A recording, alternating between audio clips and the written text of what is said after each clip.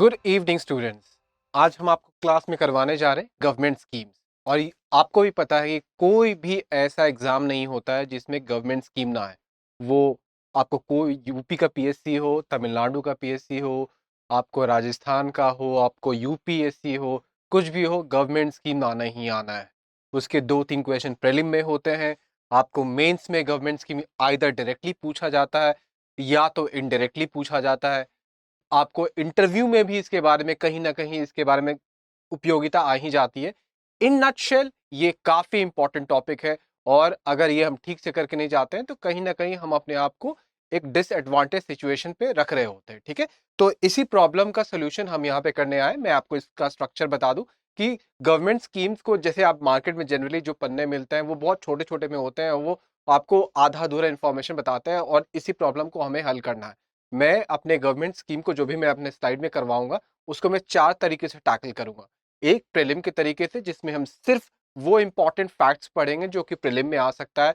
एक मेंस के तरीके से जहां पे हम स्ट्रक्चर, इंस्टीट्यूशन, पर्पस, गोल, डिफरेंसेस, कंपैरिजंस ये सारे देखेंगे ताकि मेंस में अगर कोई क्वेश्चन आए तो उसको हम ठीक से टैकल कर पाए। और फिर हम एमसीक्यू सॉल्व करेंगे ताकि हम जो भी स्कीम पे पढ़े हैं वो मेंस के थ्रू, मेंस के लिए या प्रीलिम के लिए, उसको हम ठीक से कंसोलिडेट कर सके और हमें कॉन्फिडेंस आ सके कि हाँ ये पार्ट मेरा कंप्लीट हो गया। और फिर मैं कोशिश करूंगा एक एक जनरल मेंस के लिए क्वेश्चन लूंगा, कोई स्पेसिफिक नहीं, एक जनरल इसलिए बोलूंगा कि उसके अंदर कोई भी अगर इस स्कीम को लेकर क्वेश्चन आता है तो आप टैकल कर लीजिएगा। तो इन शॉर्ट में आप समझ सकते हैं कि आपका ऑलमोस्ट इस टॉपिक को लेके इन जनरल सारा प्रॉब्लम खत्म हो जाएगा और over the period of time मैं सारे इंपॉर्टेंट स्कीम को ये टैकल करूंगा ताकि आप ग्रेजुअली अपने नॉलेज को हमेशा बढ़ाते रहे और इवेंचुअली आपका ये सेक्टर काफी मजबूत हो जाए। तो चलिए सीधे आप काम पे आते हैं। ठीक है, आज मैंने आपको स्कीम पिकअप किया है जल जीवन मिशन। आपने इसका नाम तो सुना ही होगा, लेकिन आपको ठीक से आपको आइडिया हो ना हो, आप इस चीज को भूल जाइए और सीधे आप ध्यान दीजिए इस क्लास में, क्योंकि आपका सारा प्रॉब्लम अब खत्म होने वाला है। तो सबसे पहले अगर आप पूछा जाए आपसे कि स्कीम से लेकर प्रिलिमिनरी में क्या क्वेश्चन पूछे जाते हैं, तो जनरली पूछे जाते हैं वही मिनिस्ट्री कौन है, डिपार्टमेंट कौन है, कब लॉन्च हुआ था, इसका टारगेट क्या है। तो चलिए इसी पे सीधे बात करते हैं। तो हमारा जल जीवन मिशन आपको आता है किससे? मिनिस्ट्री ऑफ जल शक्ति से। ठीक है, अब आपको मान लीजिए प्रिलिमिनरी के जो ऑप्शंस है उसमें मिनिस्ट्री ऑफ जल शक्ति नहीं दिया हुआ लेकिन department of drinking water and sanitation दिया हुआ, तो उससे आप कंफ्यूज हो जाइएगा। तो नहीं, याद रखिएगा ये डिपार्टमेंट बोल रहे हैं, तो ये दोनों आंसर होगा। ठीक है, मिनिस्ट्री के अंदर डिपार्टमेंट। तो ये जनरली बच्चे यहाँ गलती करते हैं, इसीलिए मैं इसको कॉन्ट्रास्ट करके दिखा रहा हूँ। ठीक है, ये पहला चीज हो गया हमारा। अब दूसरा चीज, ये लॉन्च कब हुआ था? तो ये 2019 को लॉन्च हुआ था। 26 जनवरी को लॉन्च हुआ था, कर गए आप गलती। 15 अगस्त को लॉन्च हुआ था। किसने किया था? प्रेसिडेंट ने किया था? नहीं, गलती, मोदी ने, हमारे पीएम श्री मोदी जी ने किया था। ठीक है, तो देखिए मैं हमेशा आपको कॉन्ट्रास्ट करके दिखाते रहता हूं, क्योंकि जब एग्जाम में आप मेरा वीडियो देखिएगा तो आपको याद रहेगा कि अरे सर ने तो प्रेसिडेंट करके कंफ्यूज किया था, तो नई नई पीएम है, इसलिए आपको ये हमेशा याद रहे। तो मैं चाहता हूं हमेशा कुछ उटपटांग डेटा भी देते रहूं ताकि आपके दिमाग में रिलेटिव कंपैरेटिव हमेशा डेटा हमेशा साथ साथ बनते रहे। ठीक है, तो ये हमारा हो गया कब लॉन्च हुआ था। ठीक है, अब हो गया कि इसके कुछ टारगेट होंगे।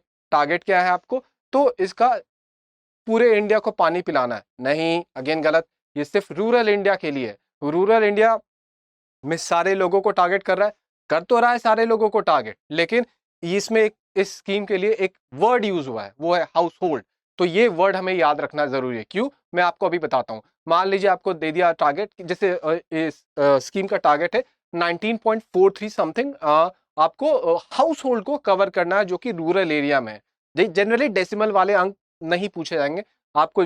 अगर डेटा पूछेगा भी कोई भी आपको एग्जामिनेशन, तो ब्रॉड अप्रोक्सीमेटली पूछता है, आपको उतना डेटा क्रंच करने की जरूरत नहीं होता है। ठीक है, फिर भी अगर आप याद रखें तो अच्छा है। तो आपको ये हाउस होल्ड को कवर कर रहा है। ठीक है, तो अगर ऑप्शन में दे दिया 19.43 करोड़ लोगों को पानी पहुंचाना है, वहां पे आप टिक मार के आ जाइएगा, गलत हो जाएगा। तो इसीलिए ये बात आपको ध्यान में रखना है। ये हमें कंप्लीट कब करना है? 2030 तक करना है। क्यों? क्योंकि हमें सस्टेनेबल डेवलपमेंट गोल का टारगेट जो है वो 2030 का है, वो पानी पूरा करने का। नहीं, गलत। क्यों? क्योंकि सस्टेनेबल डेवलपमेंट गोल जो पानी पूरा करने वाला हमारा टारगेट है वो तो सही 2030 तक है, लेकिन हमारी गवर्नमेंट ने इतना सही काम किया कि इस टारगेट को हमने 6 साल पहले ही कंप्लीट करने का टारगेट रखा है, दैट इज 2024।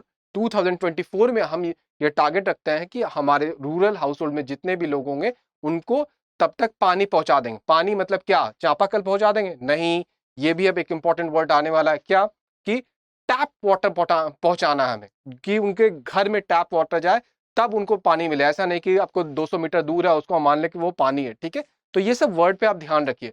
फिर और कुछ इंपॉर्टेंट में कंसिडरेशन है, बस पानी पहुंचाना है, उसमें नाला का पानी पहुंचा दे? नहीं, हमें एकदम साफ पानी पहुंचाना। आप बोलिए कि ऑब्वियस बात है सर, पीने का पानी है, लेकिन सिंस ये मेंशन्ड है तो हमें जानना है, दैट इज क्योंकि गवर्नमेंट ने 3 चीज में, मैं इसको AQS बोलता हूं आपको। एक्सेसिबिलिटी मतलब क्या कि आपको 19 करोड़, मैं 19 बोल रहा हूँ, डेसिमल वाले बात को मैं नहीं बोल रहा हूं, मैं हाउस होल्ड को पानी पहुंचाना है। पहला ए एक्सेसिबिलिटी, वो क्यू से क्या, क्वालिटी, दैट इज जो क्वालिटी ऑफ द वाटर है वो इंपॉर्टेंट होना चाहिए। मैं क्यों बोल रहा क्वालिटी इंपॉर्टेंट है, क्योंकि क्वालिटी के लिए इस स्कीम में हम देखेंगे आगे काफी नए नए प्रोविजंस डाले गए हैं। तो प्रोविजंस डाले गए हैं मतलब कि गवर्नमेंट ने सिर्फ इन जनरल बातें नहीं की हैं, आपको सिस्टमेटिक तरीके से हर चीज को तोड़ के देखा है कि इसका क्वालिटी मैं बोल रहा हूं तो क्वालिटी का मैं कैसे इंश्योर करूंगा कि ये on the sustainable basis quality अपना मेंटेन करता है।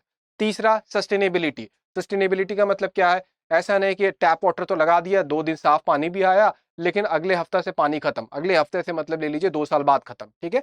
तो अब मान लीजिए हर घर में इतना पानी लगा दिया, एग्जाम्पल दे रहा, हाइपोथेटिकल एग्जाम्पल हो, कि वो जिस तालाब से पानी आ रहा था वो तालाब ही सूख गया, तो फिर सस्टेनेबिलिटी तो खत्म हो गया। तो नहीं, तो ये आपको इस तरीके से प्लान बनाएगी गवर्नमेंट कि आपको जो भी टैप वाटर जा रहा है, जिस लोकल एरिया गांव में जा रहा है, वो लॉन्ग टर्म बेसिस पे रेगुलर सप्लाई उसमें बनता रहे, ठीक है। तो ये इसके ब्रॉड जो जो वर्ड मैंने आपको दिया है वो वर्ड हमेशा याद रखिएगा, हाउस होल्ड, क्वालिटी, सस्टेनेबिलिटी, फिर आपको जो target rural area, tap water. अब आपको ऑप्शन में दे देगा कि पानी आप उसको टैंकर से भी पहुंचा सकते हैं। आपको लगेगा कि हाँ पानी तो पहुंचाना है तो टैंकर से भी तो पहुंचा ही सकते हैं, नहीं, वहां पे गलत हो जाइएगा आप, तो टैप वाटर है, याद रखिएगा, ठीक है। तो ये इसका इन जनरल स्ट्रक्चर है, अभी और भी डिटेल्स आएगा, लेकिन आपको प्रीलिम में कहीं ना कहीं इससे ही आपको आंसर स्ट्राइक कर जाएगा, ठीक है। अब थोड़े और डीप में घुसते हैं, तो ये तो हमने इसके स्ट्रक्चर की बातें कर ली। अब क्या इसका इंटेंशन क्या है, लाइक इससे फायदा क्या होने वाला है, तो इसमें हम देखेंगे डिमांड ड्रिवन, ये भी इंपॉर्टेंट वर्ड है। आपको कभी कभी कितना बार प्रिलिमिनरी में क्वेश्चन होता है जो कि आपको बिना फैक्ट्स के लेकिन स्टेटमेंट कॉन्सेप्चुअल दे देता है, तो ये डिमांड ड्रिवन कॉन्सेप्चुअल वर्ड है। कम्युनिटी मैनेज्ड मतलब कि लोकल एरिया के लोग जो रहेंगे वो आपको मैनेज करेंगे। बॉटम्स अप, बॉटम से मतलब क्या कि लोग नीचे से डिमांड करेंगे, फिर ऊपर खबर जाएगा, फिर ऊपर वाले लोग और अपने ऊपर खबर भेजेंगे। खबर मतलब कि रिक्वेस्ट, रिक्वेस्ट क्या, किस चीज का, कि हमें इतना इंफ्रास्ट्रक्चर चाहिए, इतना पानी चाहिए, ये हमारे पास नहीं है, आप ये ला दीजिए, ये पैसा कम हो रहा है, ये बॉटम अप हो रहा है, ऊपर से नीचे नहीं आ रहा है, ठीक है। जैसे प्लानिंग कमीशन क्या करती थी, वो अप टू डाउन थी कि मैंने इसको इतना दिया, आप अब अपना काम करिए, ठीक है। तो अब बॉटम अप और वो अप टू डाउन वाला बात समझ गए, ठीक है। तो डिसेंट्रलाइज प्लानिंग आपको मतलब कि हर लोकल लेवल पे, अब आप रहते हैं गांव ए में, मैं रहता हूं गांव बी में, अब हो सके आपके गांव और मेरे गांव में अलग अलग कंडीशंस हैं, ठीक है, लेकिन दोनों पे अगर मैं सेम कंडीशन इम्पोज कर दूं, सेम कंडीशन को, सेम अपने स्कीम का, तो शायद दोनों गांव ठीक तरीके से डील नहीं कर पाएगा। लेकिन अगर डिसेंट्रलाइज प्लानिंग है, दैट इज आपका गांव अपने कंडीशन के हिसाब से प्लान बनाएगा, मेरा गांव अपने कंडीशन से बनाएगा। आपका गांव बोलेगा कि मैं नदी से पानी निकालूंगा, मेरा गांव बोलेगा मैं तालाब से पानी निकालूंगा, आपका गांव बोलेगा पाइप का, प्लास्टिक का पाइप लगाऊंगा, मेरा गांव बोलेगा लोहे का पाइप लगाऊंगा। लाइक मैं आपको एग्जांपल दे रहा हूं कि कैसे अलग अलग कंडीशंस में अलग अलग प्लानिंग का जरूरत होता है। तो ये आपको, ये सब वर्ड आपको याद रखना है, जो मैंने आपको 4 वर्ड दिया कि bottoms up, decentralize planning, community management, और आपको एक कोई वर्ड स्किप कर रहा है, चलो उस पर बाद में आता है, ठीक है। फिर दूसरा आता है कि इसका दूसरा फायदा क्या है कि वुमेन लोग के लिए बहुत फायदेमंद है। क्यों वुमेन के लिए, क्योंकि आदमी के लिए फायदेमंद नहीं है उनके लिए भी फायदेमंद है। लेकिन आपको भी पता है हमारी सोसाइटी की सच्चाई क्या है कि जो डेली चोर्स होते हैं, खासकर वो जो पानी से रिलेटेड है, वो ऑलमोस्ट एक्सक्लूसिवली आपको वुमेन पे डाल दिया जाता है। और इससे होता क्या है कि उन जो वुमेन है, वुमेन फोक हैं, वो उनका दिन का लगभग 30%, 40% टाइम सिर्फ पानी कलेक्ट करने में निकल जाता है। ये तो सिर्फ टाइम की बातें कर रहा हूँ। एनर्जी लॉस हो अलग है, वो टायर्ड होती हैं, बीमार हैं, वो अलग अलग प्रॉब्लम है, स्टिल उनको ये पानी ढोने जाना पड़ता है, बिकॉज ये एक कंपल्सरी नीड है। आप इसको कल के लिए नहीं टाल सकते हैं। आपको कल धनिया लाना था लेकिन वो आप परसों खा सकते हैं, लेकिन पानी तो आपको हर दिन पीना है। तो आप इस चीज का समझ सकते हैं।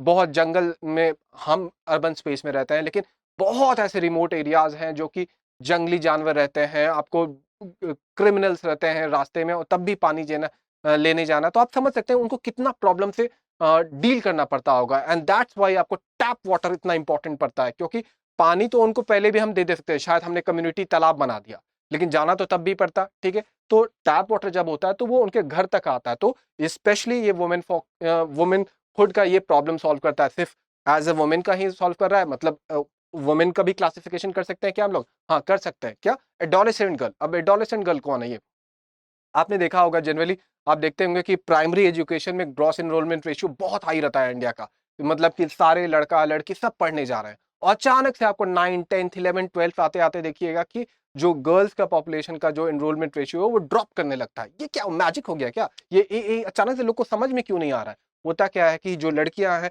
वो अपने मदर का हाथ बटाना शुरू कर देती हैं, उनपे घर का सोशल रिस्पॉन्सिबिलिटी आने लगता है। ये गलत है, लेकिन ये हमारी समाज की सच्चाई है।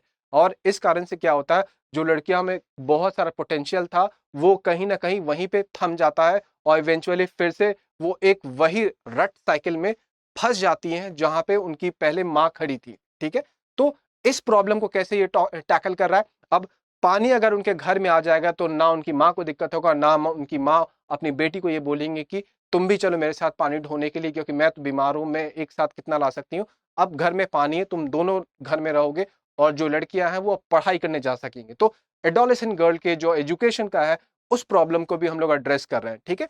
अब आपको क्या लगता है कि इतना बड़ा प्रोग्राम है, ठीक है, ये ऑलमोस्ट पूरे इंडिया को कवर कर रहा है, तो इसमें इंफ्रास्ट्रक्चरल डेवलपमेंट होगा, नए नए पाइपलाइन बैठाए जाएंगे, नए तालाब खोदे जाएंगे, लोगों को बहुत सारा स्किल सिखाया जाएगा। तो इसमें नए आपको ठेकेदार आएंगे, नए दुकानदार आएंगे कि हाँ मैं पाइप बेचूंगा, मैं आपको नल बेचूंगा, मैं आपको इलेक्ट्रिसिटी दूंगा ताकि आपका कुछ और काम कल चल सके। लाइक बहुत सारे एंसिलरी इंडस्ट्रीज और बैक एंड आपको शॉप्स खुलेंगे। तो ये क्या करेगा? ये आपको नया एम्प्लॉयमेंट देगा, नया ग्रोथ देगा। इनफैक्ट ये एक जीडीपी का ग्रोथ का एक तरीका हो सकता है, जो कि आप कभी सोचिएगा नहीं कि अरे ये जल जीवन को हम लोग जीडीपी से कैसे जोड़ रहे हैं। तो जो मैंने आपको एग्जांपल दिया, ये आप एक्चुअली में अपने मेंस के आंसर में लिख सकते हैं।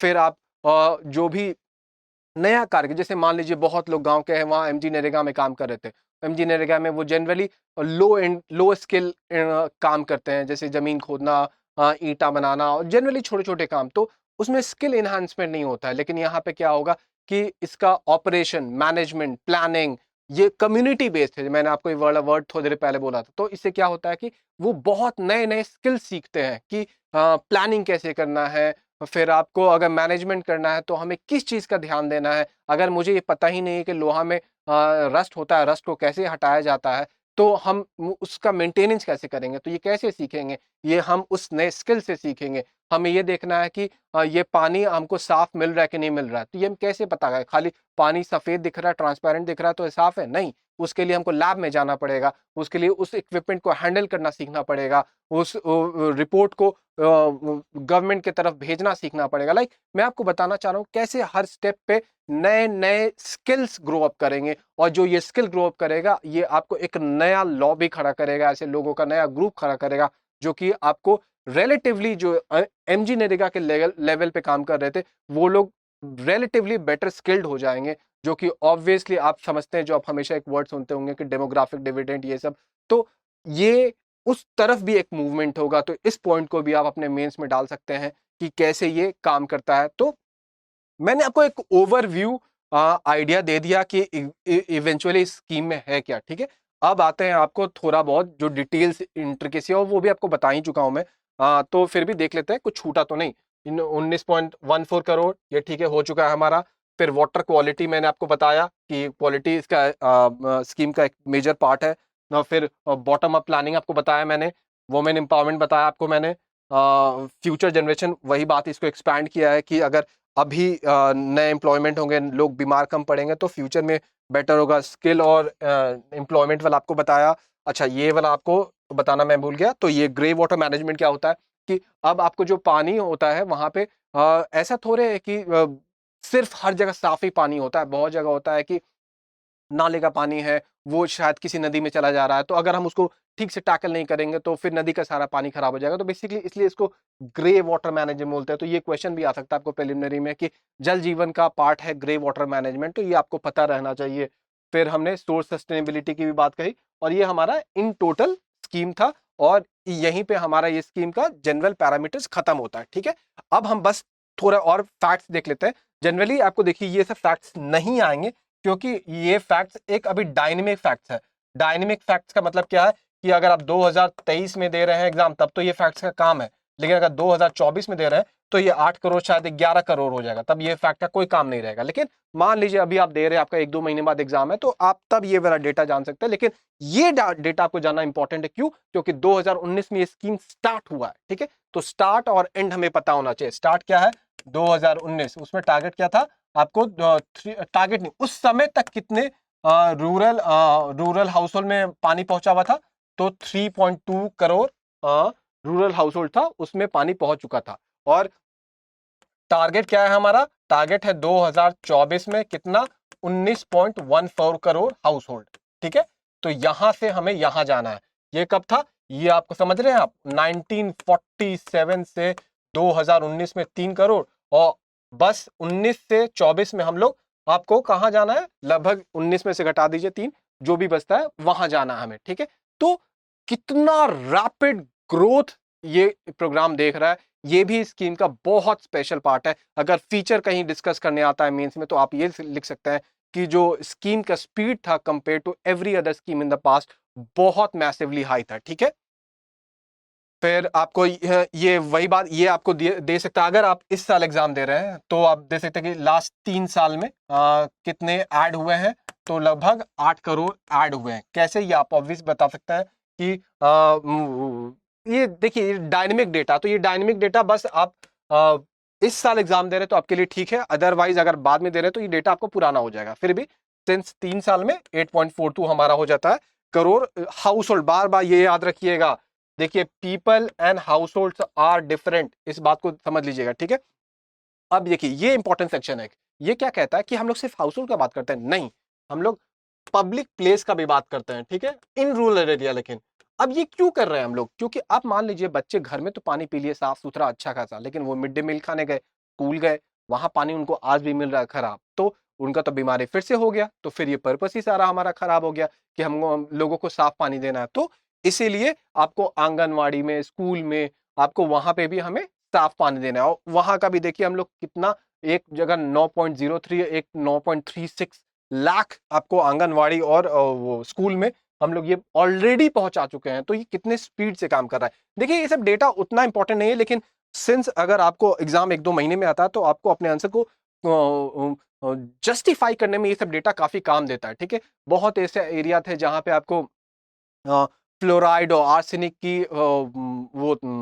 पॉल्यूशन होती थी पीने वाले पानी में। 14,000 आपको ऐसे वो रूरल एरिया थे जहां पे आपको आर्सेनिक पॉल्यूशन थी। लगभग आपको 8,000, लगभग मैं बोल रहा एग्जैक्ट नंबर में नहीं जा रहा, लगभग 8,000 आपको ऐसे थे जहां पे फ्लोराइड की पॉल्यूशन थी और पानी में जो जाता है। तो और उसको हमने लगभग 600 और 400 पे ले आए हैं। मतलब कितने स्पीड से काम कर रहा है। इससे इस स्लाइड से आप ये भी सीखते हैं कि हमें ये पोल्यूटेंट वाले पार्ट को भी हम बहुत इंपॉर्टेंट तरीके से एड्रेस कर रहे हैं। तो यहाँ पे वाटर सप्लाई ही हमारा यहाँ पे मकसद नहीं है, हमारा ये भी मकसद है कि हम जो पोल्यूशन से लोग डर रहे थे, उनको पानी तो आ रहा था, डर नहीं, मतलब सफर कर रहे थे, उनको उस प्रॉब्लम को भी हम लोग यहाँ पे एड्रेस कर रहे हैं। ठीक है, अच्छा ये वाला स्लाइड वो था जो हम पहले डिस्कस कर चुके हैं कि 19.43 करोड़ टारगेट।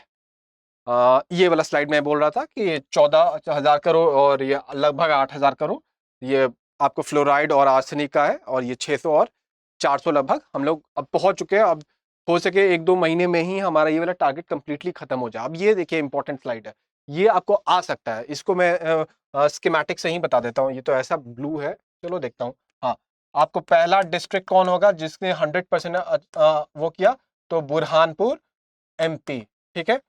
पहला स्टेट कौन होगा जिसने 100% किया, गोवा।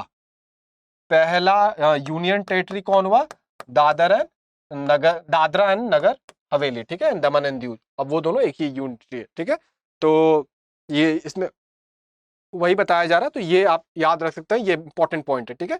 ये इन जनरल मैंने फोटो दे दिया कि आप स्कीम का आइडिया लगा सकते हैं स्केल का, अदरवाइज इसमें कोई खास इंपॉर्टेंस नहीं है, ठीक है।